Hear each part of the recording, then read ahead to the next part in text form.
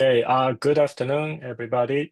Welcome to the EV Club sponsored by International Society for Extracerebral. Today's a special journal club hosted by the extracerebral in nervous system or even nervous system.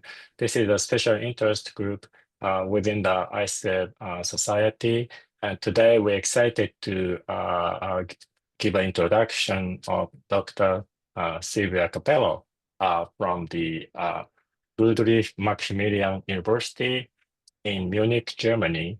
And she's going to present her recent publication in Cell Reports. And during this presentation, please mute yourself. And then if you have any questions, you can put the chat box, which Sylvia and I will check. And also, you can also unmute yourself and then ask questions at the end of her presentation. So I'd like to thank Sylvia for this time, and then stage is yours. Okay, so thank you very much for the invitation. I'm very happy to be here in this new field for me. So I'm a neuroscientist. I'm just entering the field of extracellular vesicles from a neuroscience angle. So the talk is about, indeed, our recent paper on cell reports and a little bit of history, how we got to extracellular vesicles, actually, and what is also the perspective that we have now of it. I'm sorry, my mouse doesn't work. I cannot see it, so I cannot point things, but I'll try to do my best to explain it. As I said, let's start with a little bit how we got to extracellular vesicles and what we do in the lab. So in the lab, we are interested in how the human brain develops. And I don't think I have to convince you that it's important to understand how the human brain develops, but I just wanted to tell you that, is during the mouse, is indeed during development that we have a very precious time in which we have to establish all the cells that they come into our brain. We have to, and these are the stem cells that they generate at the beginning, stem cells, then neurons, then all those neurons have to migrate, then glial cells. And that's very important because if during development, these are processes which are tightly regulated to indeed generate the right amount of cells. They go to the right place. And only if that's occur in a very accurate way, then we have a functional brain with the right circuits. And what happened when some of the processes that regulate brain development don't work perfectly, we can have a variety of diseases, which, for example, neurological disorders that we study a lot in the lab, luckily are very rare, but they are connected with a variety of symptoms like epilepsy, intellectual disabilities. So they're very severe on the kids. Luckily, as I said, they are rare, but we also have the more prevalent psychiatric disorder that seems to have also a developmental origin, or at least many of them. So more susceptibility to psychiatric disorders seems to originate also during development. And finally, where I want to mention neurodegenerative disorders, that's obviously not a developmental disorders in a certain way, but obviously if we want to repair the brain, we may need to know how to make neurons to then maybe eventually make new neurons when we lose neurons. So, and how do we do that? We basically try to understand what are the vulnerable hubs during development in the process of neurogenesis. Of course, gliogenesis comes immediately after, so also important, but we try to understand what are the vulnerable hubs in this process. So we study neurogenesis, migration, and maturation, and when we look from the perspective of the disease, so we try to look in when we have neurodevelopmental disorders, which one of these processes can be dysregulated, and then we study those processes. And again, just to give you a perspective of, in general, what we do in the lab, we are inspired by disease genes because we know that when we have a malformation of the brain or a neurological disorders, most likely something didn't go well during development. So to be able to study development, but at the same time, we're also trying to understand if some of those mechanisms are related to evolution, to our specific type of brain, so the human brain, which is obviously for us very fascinating. And we are trying, is trying to depict in this picture, we know the clinical expression from those kids that they have the malformation or the disease or the symptoms. Then obviously the clinician look at the mutation, and from the mutation, everything that is in between the manifestation and the mutation, we don't know anything about. So what is dysregulated? Was it disrupted? So we are trying to understand more these hidden layers and understand more about these hidden layers to understand what is happening from the mutation to the clinical expression. So as a model system, I used to use a lot at the beginning in vivo model system like the mouse. Now we can also transplant some human cells in the mouse, work them in the context of an in vivo model system. But honestly, we do a very extensive use in the lab of in vitro model system, human model system. So I've moved a lot to human model system because, of course, if we want to use patient samples, it's very relevant to have human model system. So we do two model systems. So we have cells in 2D, like progenitors, neurons, astrocyte, microglia, many cell types. And then we have 3D model systems. So we use a lot of organoids, but also we started to use more and more these pattern organoids that allow us to study more regional function. And we also use complex 3D model, like, for example, assembloids, which allow us to study more like migration, for example, from one brain area to the other one. So for each biological question, let's say, we use a different model system because, of course, they are all models. They are not perfect. They have lots of limitation. The mouse model, because it's not a human, the in vitro models, because they're not in vivo. So we try to combine them to understand the real mechanism.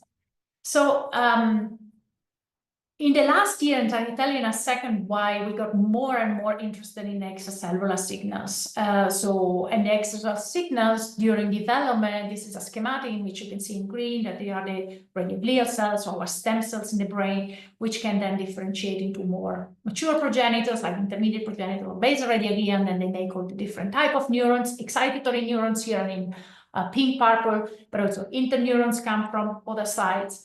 Microglia comes a bit later. So this is our system, and obviously during development it's a super dynamic system because at the beginning you have only stem cells, then those stem cells generate more neurons, more cell types. So we constantly have changes. Every minute our developing brain is different in terms of cell composition, and all these cells will generate extracellular signals like extracellular matrix. They will have cell-cell contact, which I consider also an extracellular signal. They will have more and more cells. As I said, blood cells at some point come, the basement membrane, the cerebrospinal fluid that come from outside, microglia, and all those cells, generate lots of extracellular signal, including extracellular vesicles. So, and why did we get interested into this extracellular mechanism? Because by studying, as I said, a variety of mutation from patients with cortical malformations, we actually found that, for example, cell-cell contact is very important. So DAXOS and CAT4, which are cadherin molecule relevant for malformation, for brain development. Then we found that extracellular matrix, for example, mediated by mutation, the change in extracellular matrix can also lead to cortical malformation. And then more recently, we realized that also lots of secreted proteins in a soluble way or in vesicles seems to be very important for the development of our brain.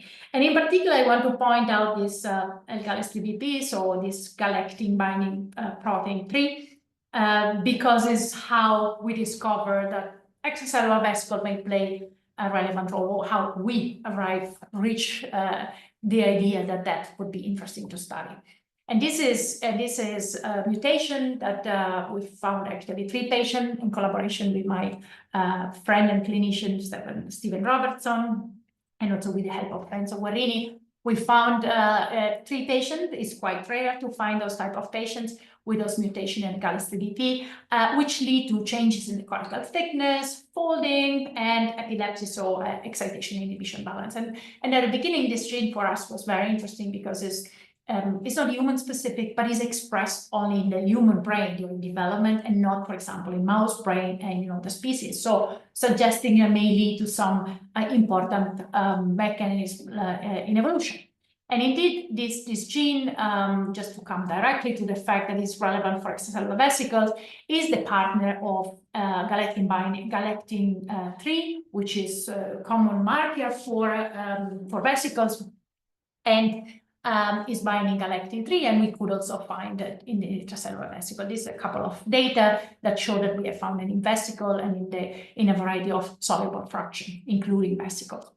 So, and very, very briefly, so we started thinking if those genes and those proteins in extracellular vesicle can be implicated during development, progenitor identity, for example.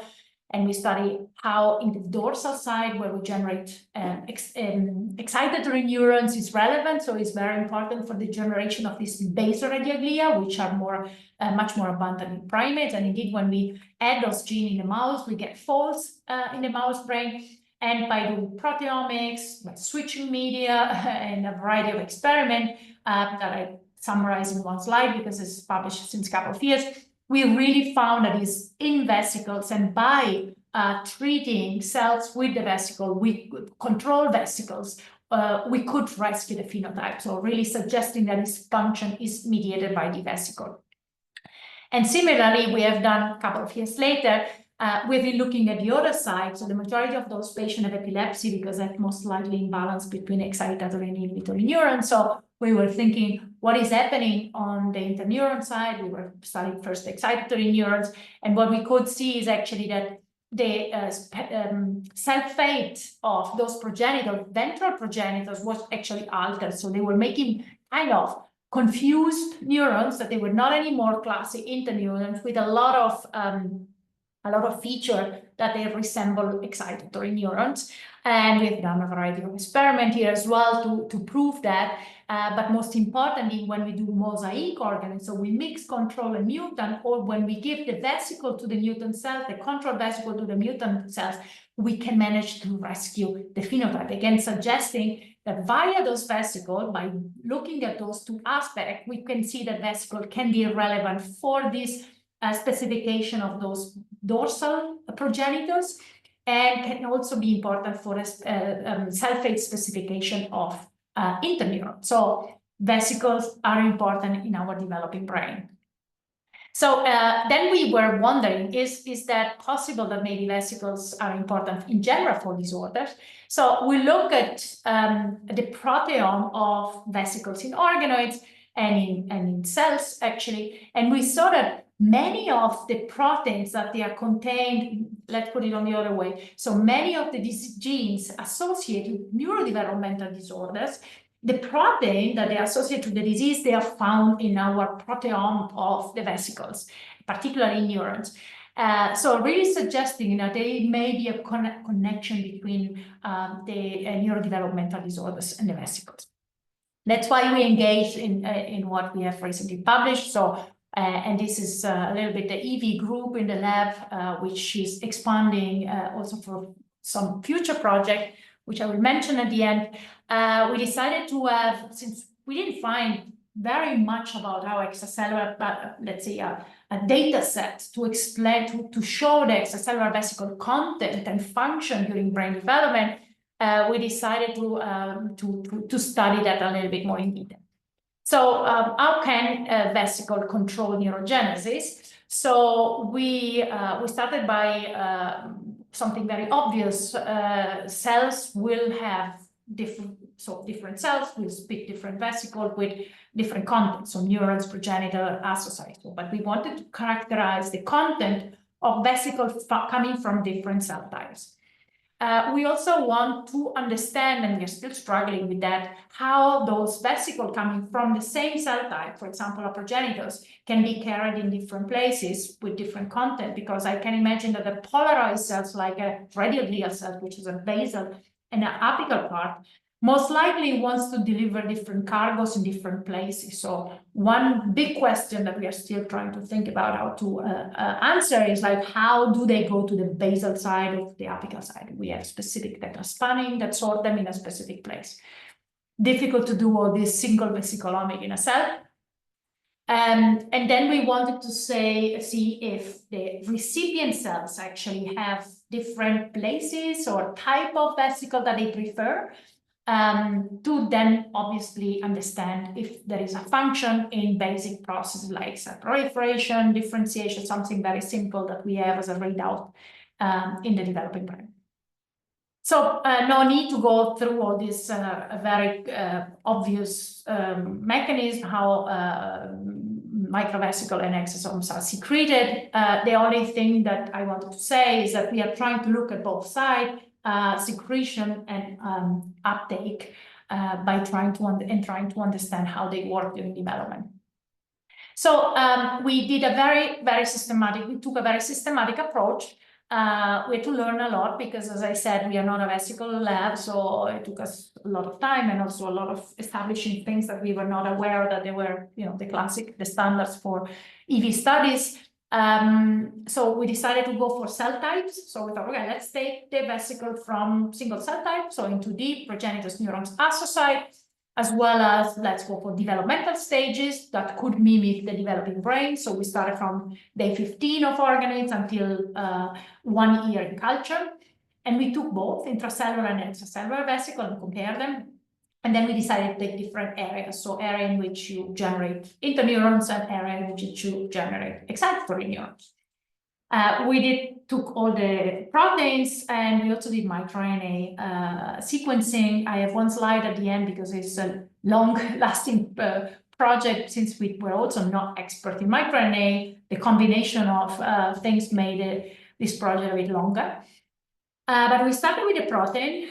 So what you seen also in the paper. So we look at the protein content in progenitus neurons and astrocyte, and we found a variety of protein. I don't know why there is something deleted there, but anyway. So what we found is that there are common shared protein, which are the classic, let's say, protein that they are also important for vesicles and secretion. And then we had some specific protein in neurons, some in NPCs and some in astrocyte. And clearly neurons seems to have the higher heterogeneity compared to the other cell types. So they had a lot of proteins that they were unique, especially related to neurogenesis, cell addition, axon development, so neuronal processes indeed. We have also made an app for being able to search into these data sets that we have, so that everybody can look at this, the protein content that we have found for all the different vesicles. And then the next step was to try to understand, since we didn't find in those vesicles something specific, like we were hoping to find, I don't know, astrocyte are the only one with CD9, the other one are the only one with CD82, but was not the case. So we thought, okay, let's look at the single cell level. If we find that one of those cell types specifically express one of these classic tetraspanning, so the classic EP markers. And indeed, when we look at our single cell data, it was a bit depressing because we found either tetraspanning that they were expressed everywhere in every cell types, like CD63 or CD81. And we found some that they were actually not in every cell, but they were not clustering within a group of cells, right? So we didn't have, CD82 only in inhibitory neurons, for example. And we were still hoping, so we decided to also do immunostaining for all those markers. And you can see here in the first row are NPC, progenitors, and then we have young and mature neurons in the second and third row, and in the last row we have astrocyte. And again, you see it's a combination of those markers that are expressed. There are some that they are a bit more expressed, some that they are not expressed. For example, in neurons, we don't find CD9 and CD82. But nevertheless, we again did not really find something that was a signature of a cell type. So we thought maybe we can look at the other side of the story, right? Maybe they don't have any specificity when they are secreted, or they have some, but difficult to find. So let's see if the recipient cells actually decide what is specific. So we did a first experiment. We labeled the vesicle from NPCs. We gave it to NPCs, neurons, and astrocytes. And here we kind of felt a bit more comfortable in saying that, okay, it seems that young neurons like a lot the NPCs vesicles, while the other cell type, the same NPC or mature neurons or astrocyte, they seem to like a bit less those vesicles. So maybe the specificity between the two cell types mediated by vesicle is more from the recipient cells. So that's why we did it a bit more systematic. So we decided to label vesicle from each cell type, and the one of astrocyte, give to astrocyte NPCs for neurons, and one of neurons to the other one, just to have more systematic approach again, because we didn't know the basics here. And we can see, so we color label those vesicles by using a colorful starting line. So we have a IPS line, which has RFP, and we didn't expect that, but actually the RFP goes also in the vesicles. So we could follow those vesicles, and you can see that from one side up there, that they are the NPC colorful, you can see the colorful vesicle going to the direction where we have neurons. So we thought that this could be a useful method to look at the vesicle produced by the colorful cells into the non-colorful cells. So we started by having as a recipient cell progenitors. And when we look at progenitors and we give vesicle from progenitors, young neurons, mature neurons, and astrocyte, first of all, when you look at the quantification on the right side, you see that they seem to like the best the vesicle from young neurons, which is interesting because in general from neurons, but from young neurons, because physiologically young cells, that they are really very much in contact with them, while, for example, mature neurons are more in contact with astrocyte, progenitors are more in contact with those young neurons. So that's why we thought, okay, we see that there is a difference. But what was super striking, and we had lots of doubts before being convinced that that was real, we found very often those dots in the nuclei of the progenitors. And again, as I said, we were very much doubting, so we went to confocal to make sure that that was the case. We did a reconstruction, a 3D reconstruction. These are the nuclei of the receiving cells with these dots, which are the vesicle given from another cell type.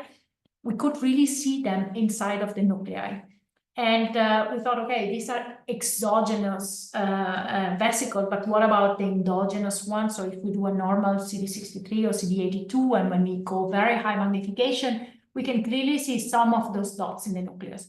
But still, we were not convinced, so we did electron microscopy with the help of Martina. And when we look at those nuclei in 3D, this is in organoids, you can see that those nuclei, they seem to have a funny shape, so they seem to really engulf to make invagination, and in those invagination, they are pointed by these arrows. You can see that they are something that could be vesicle. Of course, we are not sure that they are vesicle, extracellular vesicle.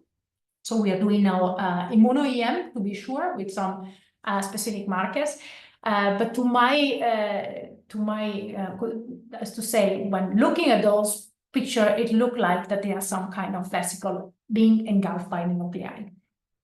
So when we go when we look at neurons as a recipient cells, we actually, first of all, found that young neurons seems to like more progenitor vesicle, while mature neurons seems to like more astrocyte vesicle. So again, suggesting that they have a specificity. But also what is interesting is that the localization, 0 vesicle in the nuclei, but the majority seems to stay there at the membrane. And again, we did the 3D reconstruction, and you can see that I'm not excluding that they go inside, but we see the majority seems to be on the membrane of those neurons. And when we look at EM, again, these are neurons in organoids in 3D, and we don't see any of this engulfment again. So no invagination of the nuclei, no vesicle around the nuclei, so really suggesting that is something progenitor specific. Then we finally went to astrocytes, and astrocyte had a different distribution again. First of all, they seem to love mature neurons vesicles, but also the distribution seems to be a bit more in the cytoplasm here. So in the progenitors, we found them in the nucleus. In the neurons, we found them in the periphery, so in the cell membrane, while in astrocyte more in the cytoplasm. And we did reconstruction, and also here you can see clearly that the majority are there in the cytoplasm. So we have not only a preference, but we also have localization, which is different. So maybe the same vesicle can go to a neurons and activate or something at the level of the membrane. Then if it's engulfed, can do something in the cytoplasm, in the astrocyte, and maybe even something in the nucleus in progenitors. So we also did it with the organoids, doing tissue. This stuff in tissue is much more complicated, but at least we could find those vesicles in the progenitors and in the neurons. And we could see that we also find this vesicle when we look in the organoids. So then we decided to go 3D, a bit more 3D, and indeed we took vesicles from all the different stages in the organoids. Again, there are lots of proteins with a lot of geotherm. What I think is interesting, again, that when we go for late stages where we have a majority, a more heterogeneous population, we have astrocytes, we have progenitors, we have a variety of different types of interneurons and excitatory neurons. We see that we have more proteins. So unique at 360 days, for example, we have more than 1,000 proteins. So really suggesting that the more you have diverse population of cells, the more you get proteins.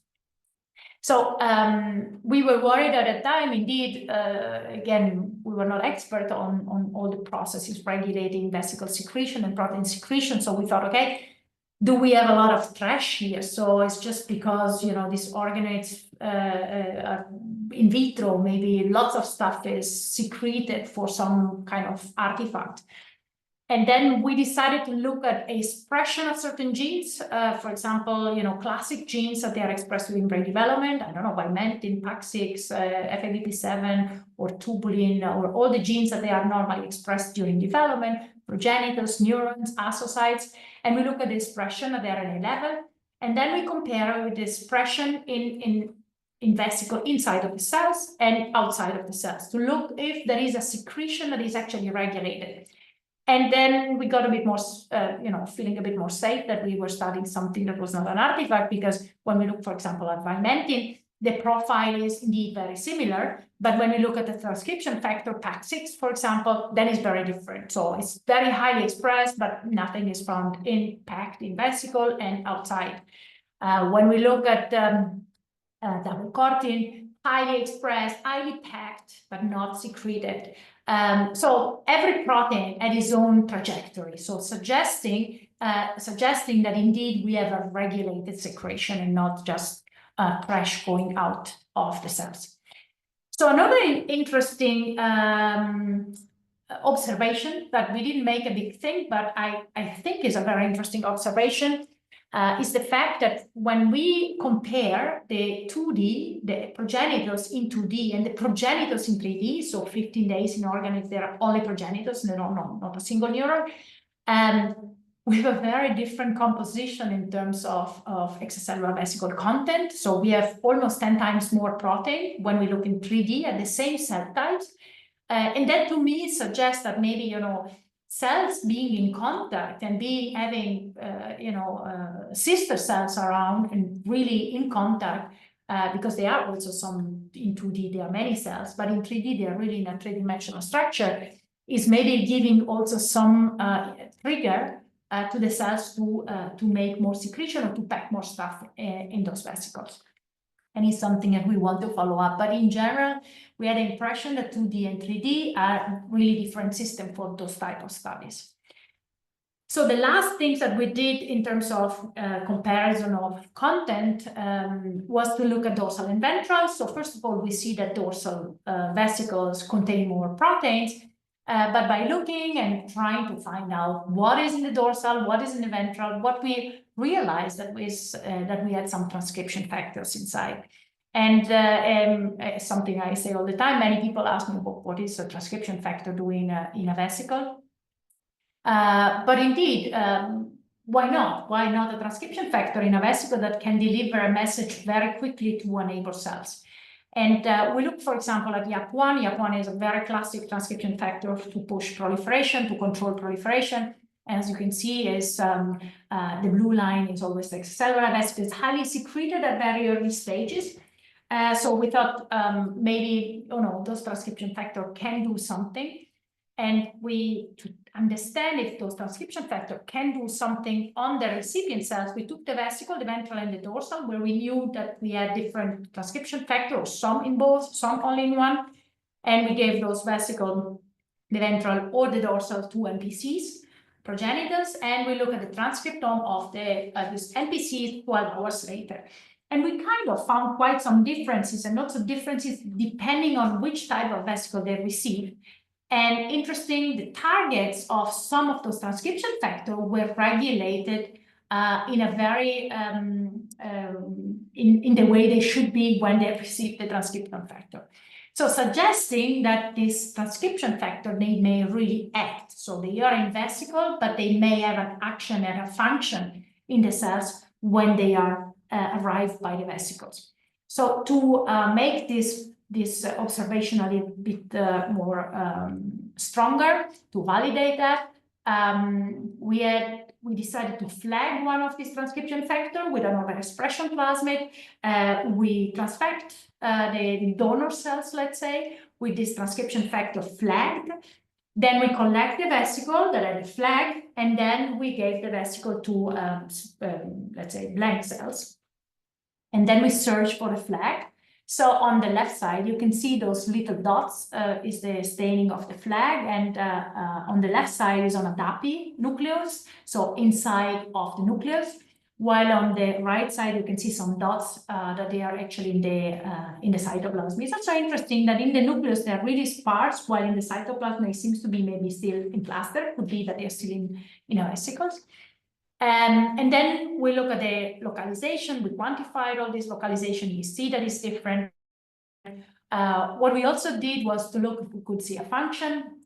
And to do that, we look at proliferation. Since YAP is known to promote proliferation, we could see that the cells that have received the YAP, the vesicle containing the flag YAP, they also start proliferating a little bit more, which for me was already quite impressive, because these cells, they have already their own YAP. So the fact that they increase the proliferation is quite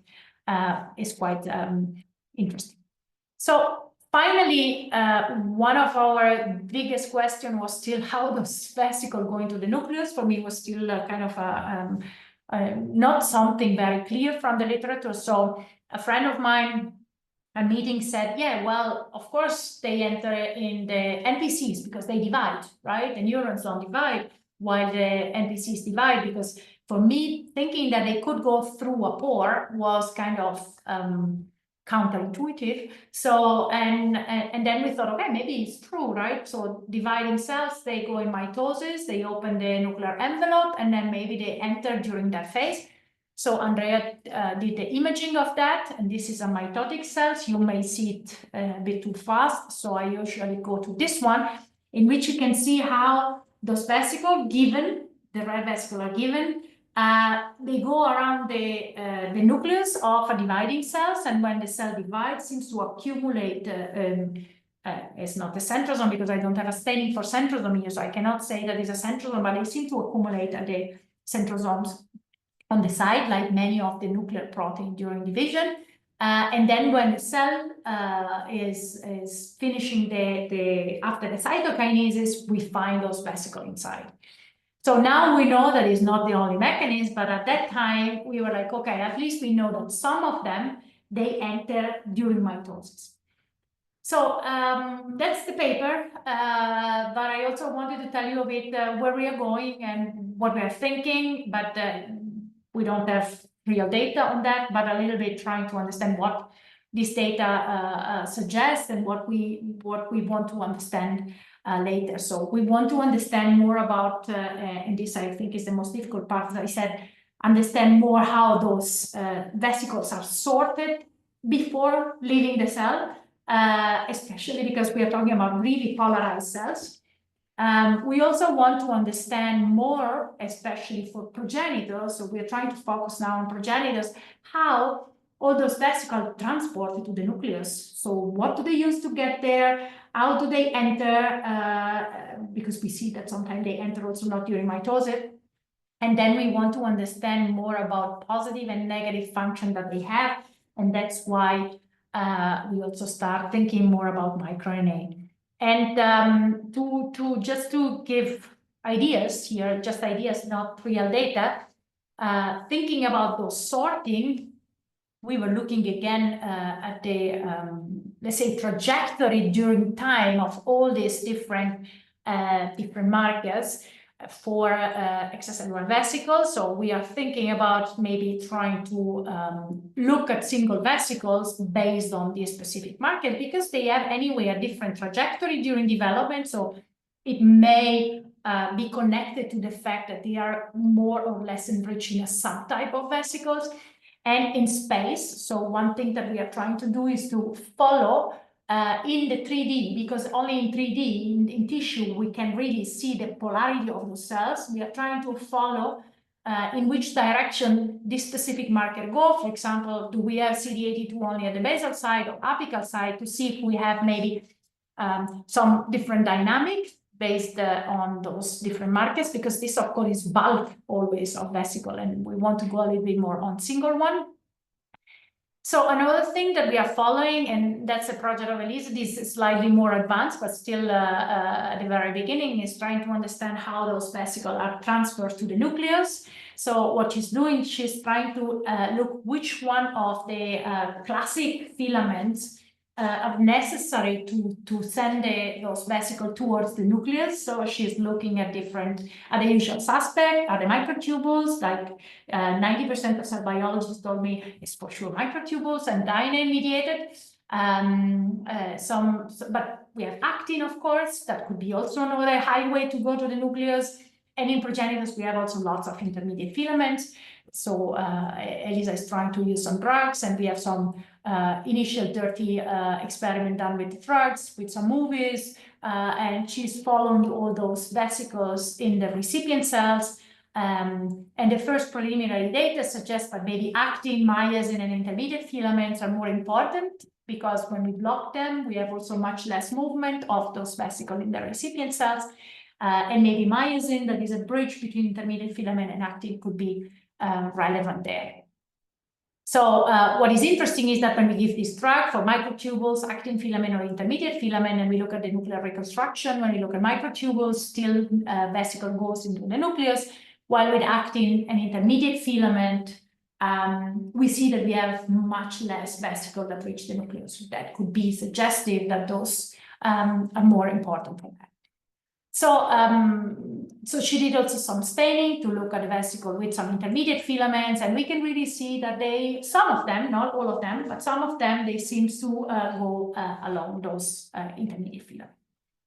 But as I said, this is all very much ongoing.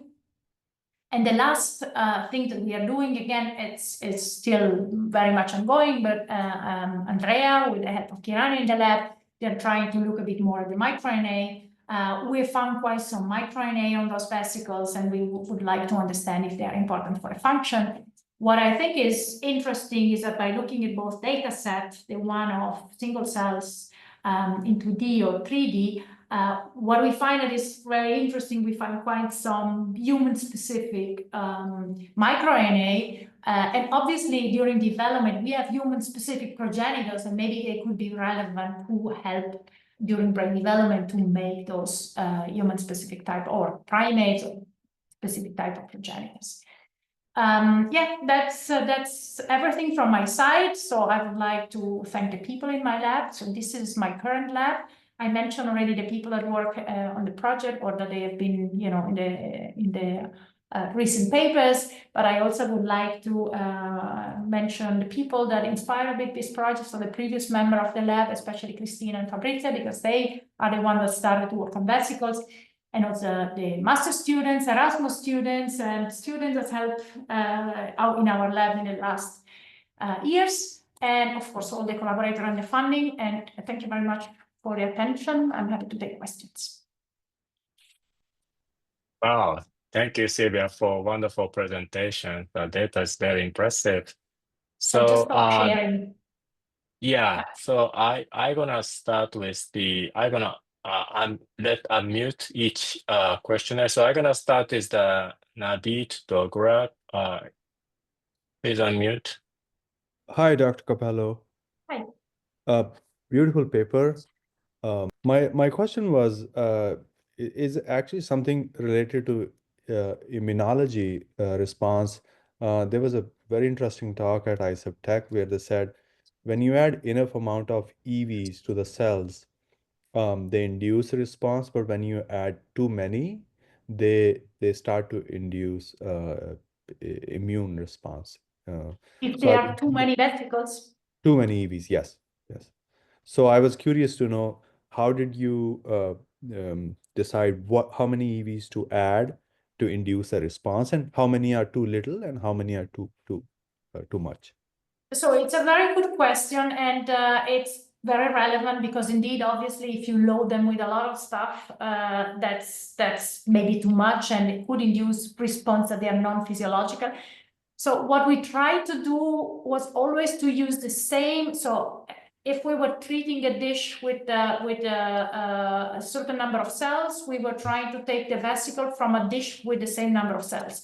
So we were trying to have, so it's not too much, it's not too few, but it's more like the similar amount of what is in the cells, right? So we didn't take vesicle from 20 dishes and put it in one plate with one plate, right? So we try always to simply match that. We also counted that at some point. I don't remember the real numbers that we put in every experiment. It's very variable depending on which experiment we did, but I cannot tell you the number per cell, for example. Yeah.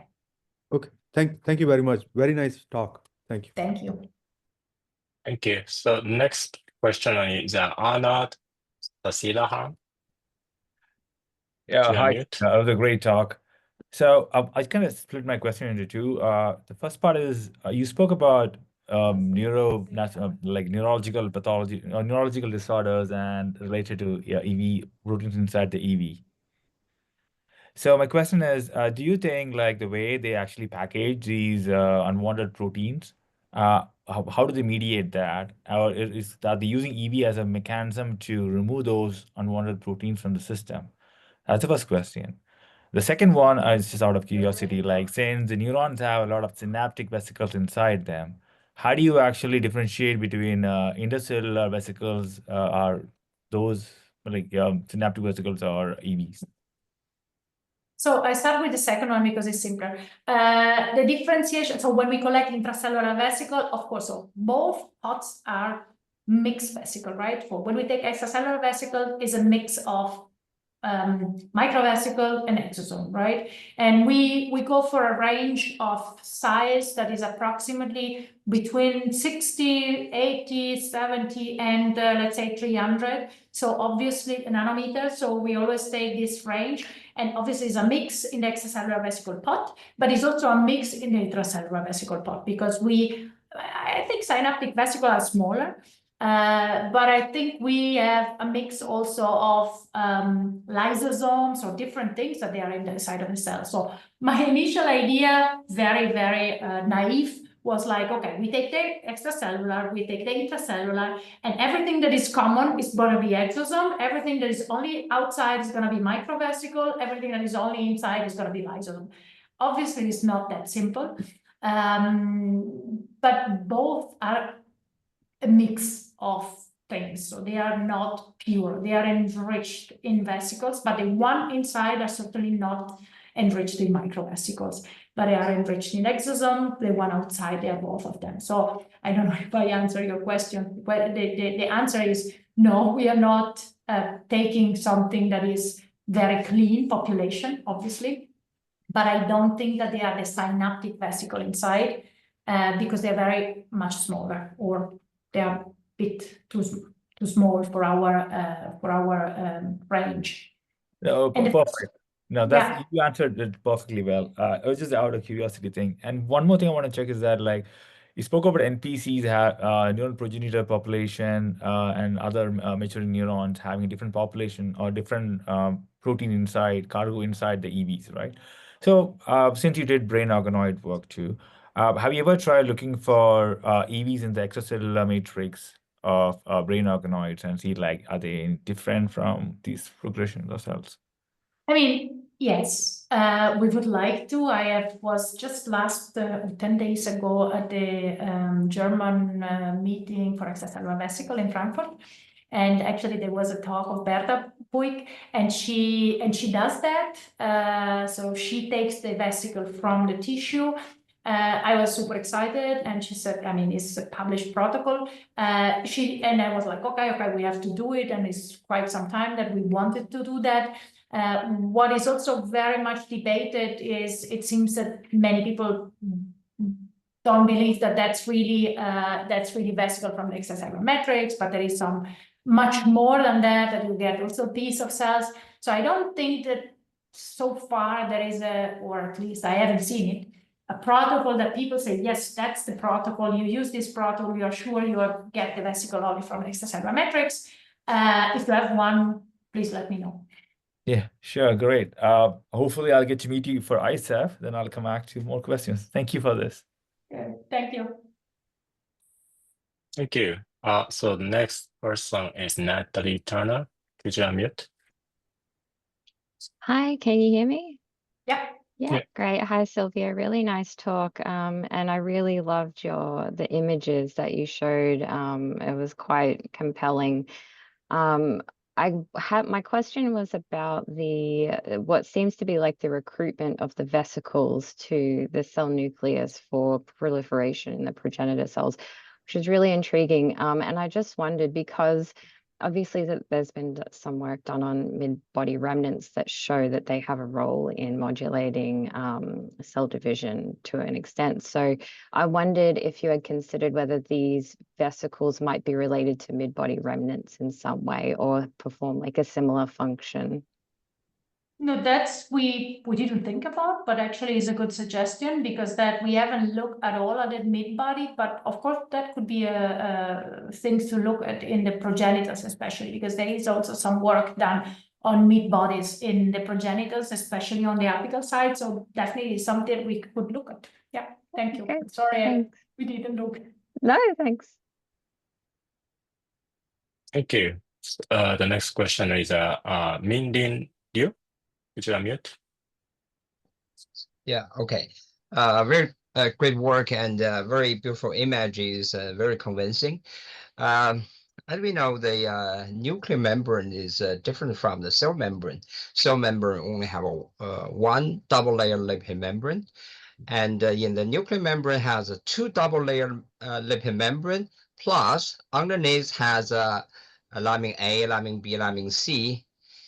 You know, very well shelled. You know, is protect the nucleus from outside disturbance. So it's but also make it harder to get things inside to the nucleus. Of course, one of your EM-EMAT shows a very great moment for the things getting into the EVs, getting into the nuclei. However, people may raise the question, yeah, the mechanism, this and that. In addition, for the evidence, one of your earlier EM-EMAT shows only one immune gold spot on the on the surface of the nucleus. People may raise the question if that is specific or a random. So yeah. For answer those, address those questions, have you get a chance to isolate the nuclei to detect the things inside, just convincing, with another technique to convince this is really get into the nuclei? That's my question. Thank you. Fantastic question. It's a full project, and indeed, Elisa, the one that is looking already at the filaments that leads to the nucleus, is doing exactly this project. So we had to dig a little bit into more cell biology, because we, as I said, mentioned several times, we're not cell biology, we like cell biology. And so Indeed, it's very complex because they're all different membranes. So first of all, we are trying, so it's on the pipeline. We discussed yesterday with the EM facility to do immunogold for the vesicles, to be sure that those are vesicles and they are inside. Because we also want to be sure that that's a vesicle and not something else. The other thing that you're right, so those membrane, our more recent impression is that this nucleus is making some invagination. And the invagination may lead to this engulfment of the vesicles. So what we also want to check, obviously, if those vesicles inside of the nucleus, they have a rim of nuclear membrane, because it could be that they are engulfed with the nuclear membrane around. Then there is the next question, is that what the hell do they do there, right? So why a vesicle packed with stuff would go with the double layer of membrane, so the vesicle membrane plus the nuclear membrane inside of a nucleus to do what? This, I don't know, and we will find out, but definitely it's a series of things. We have been thinking exactly the same way you do, and indeed we are trying to do that. In addition, we are trying to do, Elisa is trying to do the proteomics of the nuclear membrane to see if there is something that could be relevant there or different between cell types. But yeah, there are questions, and I unfortunately don't have an answer, but I hope I will in maybe a year or, well, hopefully before, but maybe also later. Yeah, but thank you for a wonderful question. Thank you. Thank you. So if anybody has any question, please raise your hand and I can unmute. Christian, do you have any question, Silvia? Yeah, I had a question. Fantastic talk. Thank you very much, Silvia. I was wondering overall, what is the strongest link that you have established between EV composition and cellular identity and brain areas? Because you have a lot of data, and so where is the strongest signature that you can associate to cell identity, for example? We don't really have a specific signature, so I have to say, because especially when we compare, so there are some geoterm, and some, for example, in neurons is more associated with neurogenesis, and the progenitors was more about also metabolism, if I remember, mitochondria. But we don't have a real signature in terms of single proteins. I think it's just different in composition, especially because we have one problem here, that we have done bulk vesicles always, right? And I think until we manage to have a kind of a single vesiculomics, so to say, I isolate this subpopulation of vesicle from the progenitor, from the neurons, I think we will still get lots of proteins, and it's difficult. Yes, some are enriched in this or that, but I'm afraid that it's difficult to find, and we also didn't find like, okay, CD9, CD82. We were really hoping to find some vesicle signature, absolutely zero vesicle signature. So I think we have to dig more into single type of vesicle, also because keep in mind, those progenitors are also changing constantly. The neurons are migrating, the progenitors are becoming more gliogenic, more whatever. So it's always a mixed composition of cells. So yeah, we didn't. No, I think there are some interesting observations that you highlighted. For example, how can I say this? Especially in the context of the lack of signature that you mentioned. So maybe the mechanism that is driven by EV signaling is more about EVs docking onto the membrane of recipient cells, and via classical signaling cascade would elicit a response that is going to favor neuronal differentiation or neuronal homeostasis. So yeah, I mean, perhaps the mechanisms are much more complex than we think. So I was wondering, again, talking about, for example, the EVs from neurons or from NPCs, you know, when you look at the membrane composition of these EVs, either physically or virtually, using a sort of a post hoc analysis, whether you have some hints about that kind of mechanism that could be very indirect to drive cellular identity. If you're talking about cellular identity, you're talking about epigenetic control, you're talking about, chromatin remodeling, histone modification, and so on. So indeed, the mechanism might not be so obvious to see. That's what I mean. I agree. So one first thing that we want to do, and we haven't done yet, is a kind of a cell-cell chat thing. So to look if we find something in the membrane that could be, especially for the neurons, right? Because the neurons get a lot of stuff on the membrane by doing, and that is in silico, right? Cell-cell chat things to see if something that is present in the vesicle could be bound to the surface of the neurons. But what we are also trying to do now, and we are collecting a bit more sample to do that, is to do the membrane proteomics of the EVs. So we have the nuclear membrane on one side. So ideally, we would like to have all the membranes, the plasma membrane of the neurons, the nuclear membrane of the progenitors, and the membrane of the EVs, so that then we can start identifying potential interaction that they may be specific, because I think the specificity of crosstalk will be much more fine than what we expected at the beginning. I thought in my very naive way, okay, I will find some specific in each of them, and then I will find out everything. But in the end, we may have to look at the crosstalk and compare the two cell types and the surface of different type of surfaces. But yes, as you said, the strongest finding in terms of crosstalk, I think, is the localization that we have, because that was striking. Membrane, cytoplasm, nucleus. Yeah. And then now we are trying to refine them with some interaction. Are you considering to use some technology like a proximity barcoding assay? I don't want to cite any name. No, that of course is something that would be fantastic, because then we could see who is touching who. Yeah, definitely something. We are thinking about what to do, and also how to label maybe with amino acid, but the barcode proximity is definitely one of the, I think, more elegant way to show that. Okay, thank you. Thanks for the question and suggestions. Thank you.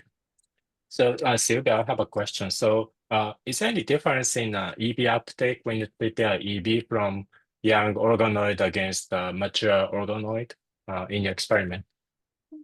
I think we never really compared that. So I don't think we compare the uptake from young and old organisms, because we had so many time points and all that I think the only thing that we did was comparing EVs from dorsal and ventral. And there was no big difference in the uptake. There was different in the response, but not in the uptake, the number or something like that. Yeah. But we So didn't. I was wondering how maturation, enhance or suppress the, neuronal uptake in the context of neural development. So that was my question. It's a good idea maybe to take different stages and give them to the neurons and see how much.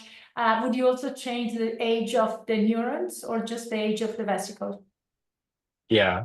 So when you prepare the EV from ventral dorsal organoid, what is the age of these organoid? 40 days. 40 days. 40 days. So we it's set the relatively 40 days for simple reason, not to do millions of time points, but because also it's a stage in which we have both progenitors and neurons, and we wanted to have a little bit of everything. It's a young stage, but we have both progenitors and a few also mature, not mature, they're not mature at those stage, but neurons. So we only use 40 days for the pattern vesicle. All right, thank you.